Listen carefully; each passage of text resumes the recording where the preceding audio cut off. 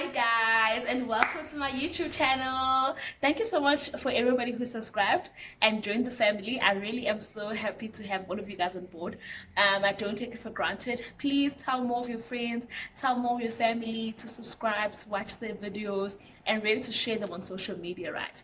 So today we're having a light-hearted discussion, but it's actually a very serious discussion.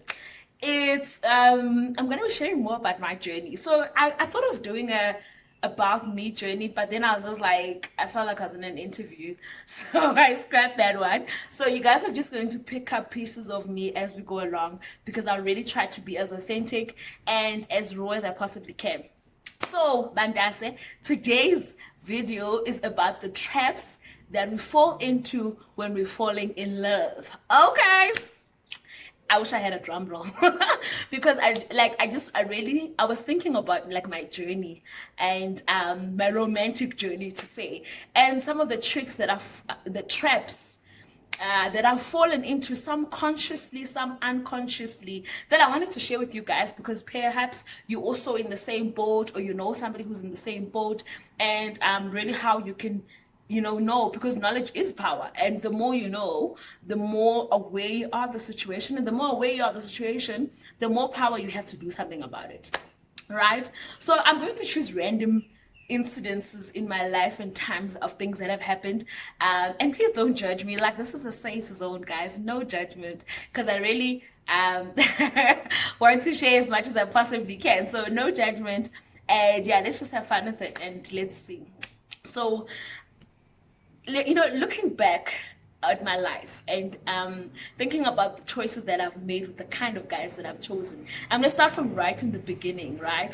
So when I was younger, I've always had like a very bubbly personality and a very domineering personality. My mom used to really encourage me to be like curious and inquisitive, and actually we were best friends, my mom and I.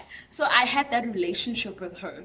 So I remember one of the things she said to me about the kind of husband that I choose, she said, firstly, because you need to get somebody who's a little bit older than you, because somebody who's the same age as you won't have the same maturity level as you. And number two, get somebody with the right qualities. Anything else doesn't matter but his qualities, because the right qualities and the right maturity will determine the success of a relationship. I probably was like, that was actually the time when I first went on my period, so I was having that talk with her. So yeah, that went on. But as I got into like senior, like grade 7, grade 8, grade 9, and started experimenting with dating, I think I had that thing, get somebody who's older than you. So I was looking at the guys in grade 11, guys in grade 12, and obviously, you were freshmen in high school at the time, and so you get all these guys approaching you, and one of the things my friends and I used to say, be like, oh, I want a man that can handle me, I want a man that is strong, a man that can take the fact that I have an opinion, blah blah blah. So that started then, and this trickled on in my life as a pattern of saying, I want somebody who can handle me, I want somebody who can put in my place, I want somebody who's going to be strong, not like these weak boys, until it hit me the one day when the Holy Spirit said to me that, Pelisa, you actually have been looking for your father in all of these men. And I was like, it took me aback, because I didn't realize that all those characteristics I was looking for, a man that can provide, and a man that's going to put me in my place, a man that can handle me, those are actually characteristics and a role of a father.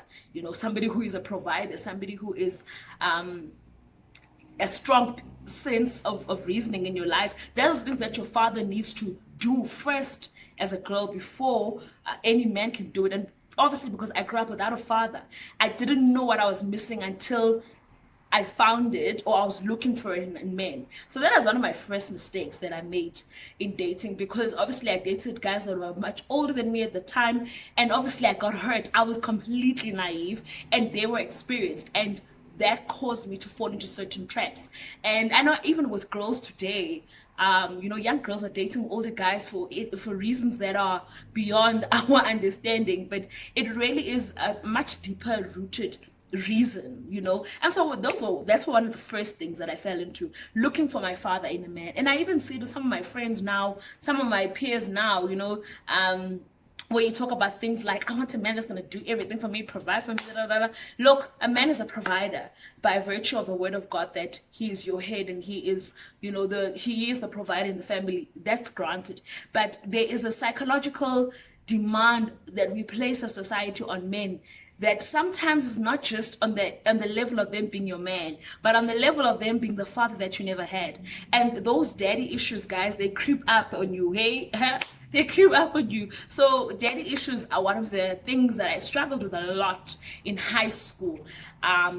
And it backfired all the time, because I'd always get disappointed from these guys who I was expecting to actually love me like my dad, like, and unconditional love, but they were not my dad. You get what I'm saying? So that is trap number one. Trap number two was obviously, like dating in that phase of your life, your high school, your early varsity years. You actually don't really know who you are, right? And you actually don't know what you're about. So you end up being in relationships that may not be suitable, obviously, for you. So I remember there was a time when the guy I was dating, he played for first team rugby. And so if you're from a small town where rugby is like the thing, that guy is like the guy. He played first team rugby and he was dating me, but he was also dating another girl at the same time. So I found out about this obviously during the relationship, because he always used to tell me, no, she's just my friend, I'll never do that to you, you know that I love you, blah blah blah, as if we even knew what love was. So a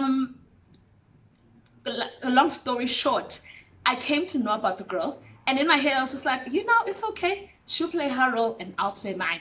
We'll see who's going to win at the end of the day. Those stupid songs that we listen to, your Beyonce songs and your whatever songs that make us feel like it's okay to compete for a man. Like, girl, as long as you do your part and whatever. Guys, it's not okay. It's not okay to compete for a man.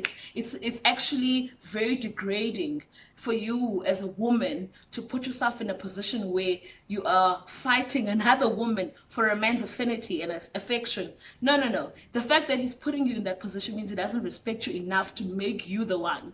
He doesn't prioritize you enough to put you first. And obviously at the time I was in like grade 10. So it was a game, a very stupid game. And let me tell you something, right? It's a competition where you both lose anyway. So even if you end up with the man, which in my case I didn't, she ended up with him. They ended up dating longer because I was just like, actually, I'm done with this race. So let's say I continued and at the end I won, and I was gonna feel like, oh yes, I won and she lost. I wouldn't have won, because I would have lost my self-respect. I would have lost a piece of me that went with that guy, that a piece of me that really got taken away from the fact that I'm willing to compete with another girl for a man. If ever you have to compete for someone's attention, affection, his calls, his presence in your life, you've already lost, because it's not a competition against you and somebody else, a competition against you and your respect. So don't do it. I fell for that trap, and I see a lot of ladies falling for that trap, especially in the context of like, maybe you're in corporate and there's a guy that everyone likes in the office, or you're at church and there's this particular nego that everybody likes. Guys, don't compete. You're all gonna lose in any case, because you're all gonna lose a piece and a very important part of yourself. Trap number 2. Trap number 3. Okay, so women in general, right, are nurturers. We are carers, and I'm one of those people. Like, I'm either all in or all out. So when I say I'm all in or I'm all out, I'm talking about even financially. I'm that kind of a girl that's like all in with you, down with you, go ride with you. So so especially now in later varsity years, where I started to work, because I started working before I finished varsity. So I used to earn money, obviously, and you're still a student and making money. And obviously at that time now I was in church, like I was full-time in church, like always at prayer, that type of girl. And when you're in that kind of an environment, like, right, you end up living in a bubble. And I was so upset when people used to say this, but it was absolutely true. So you live in this bubble of the world is great. I'm gonna dream about this guy. He's gonna see me in a dream. We're gonna come together. We're gonna get married. And we're gonna live happily ever after. Listen, honey, it's not that. It's not that simple, right? So in the place and in the time that I was obviously growing in the Lord. I was serving at church, and I really wanted to make sure that I was, finding the right guy who was going to be the perfect person for me to serve the Lord with. So that category already in your head as a church girl, right, puts certain people in the list. He must be in Legu.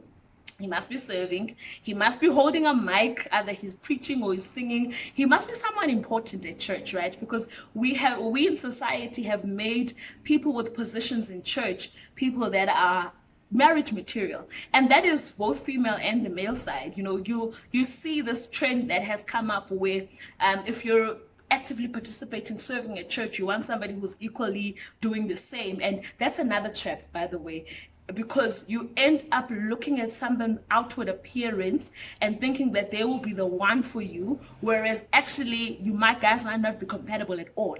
So that was a trap that I fell into a lot, because I would say things like, oh, nah, I want a man that's deep. I want a man that's like Shakarabo sing, that's all that. And I remember one night the Holy Spirit said to me, how do you measure depth? Like, what's your yardstick to measure how deep someone is? Because the only depth that I look for as the Holy Spirit in a person is how close in relationship they are with me. And it is how much of me they show. And I was like, okay, because my yardstick, to be honest, guys, like, to be absolutely honest, my yardstick of depth was obviously like, is he speaking in tongues? Is he tithing? Is he serving? Is he doing all these outward things that look right?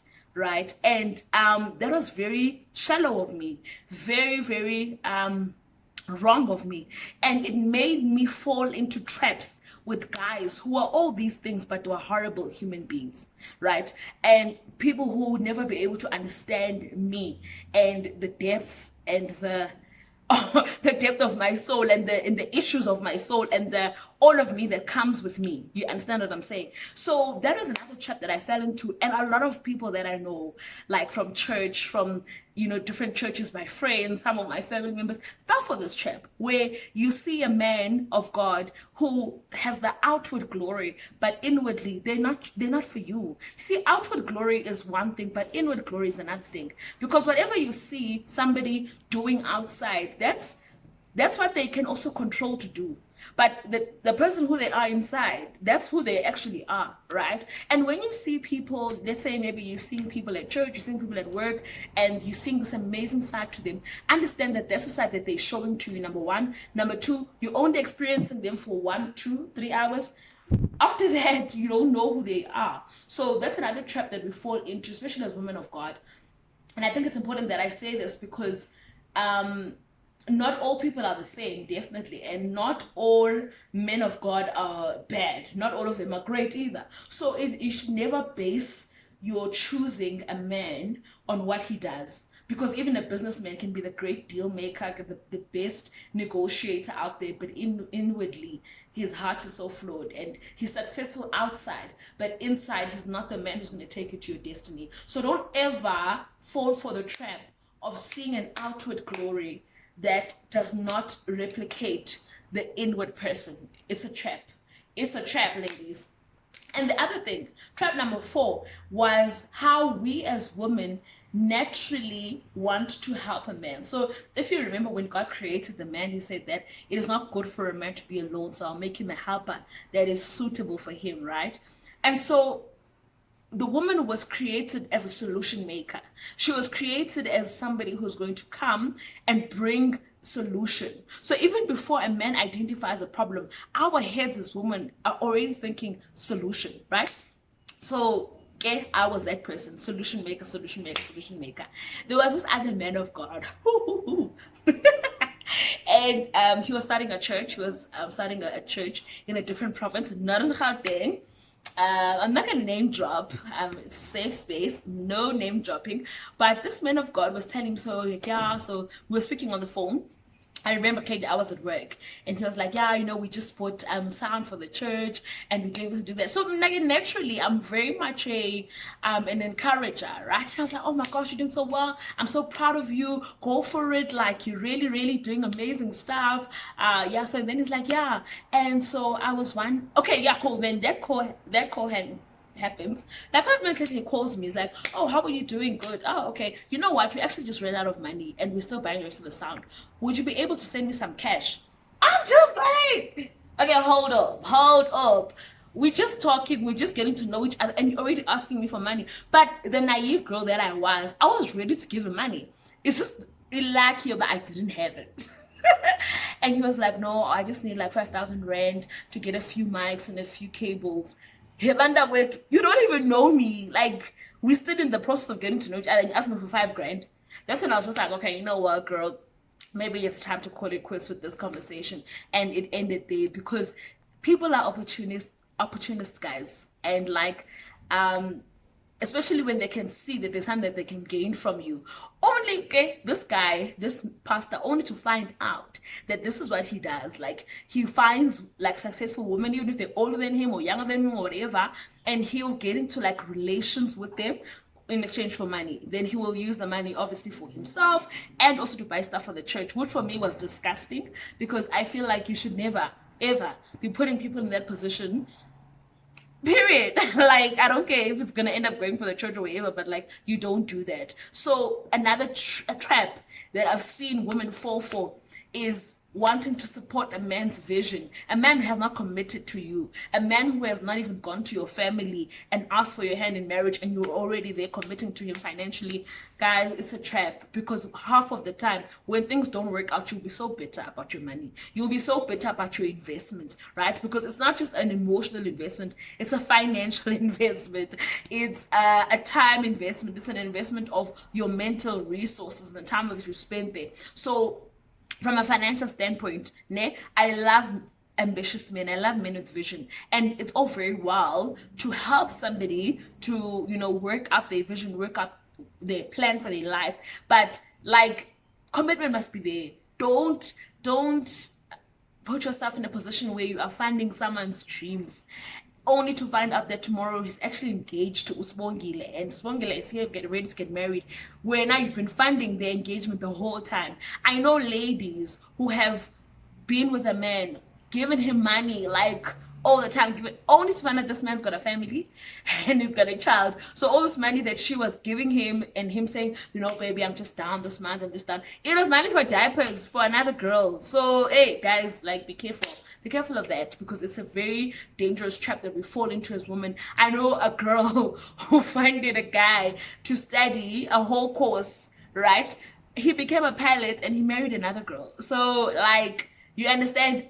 And you know, the whole time she's funding, thinking, okay, we're gonna be okay, he's gonna be a pilot, we're gonna live a large country, only to find out that he has interest elsewhere. He got married to somebody else and she was left stranded. So please do that in the space, in the room of commitment, right? That's step number 4.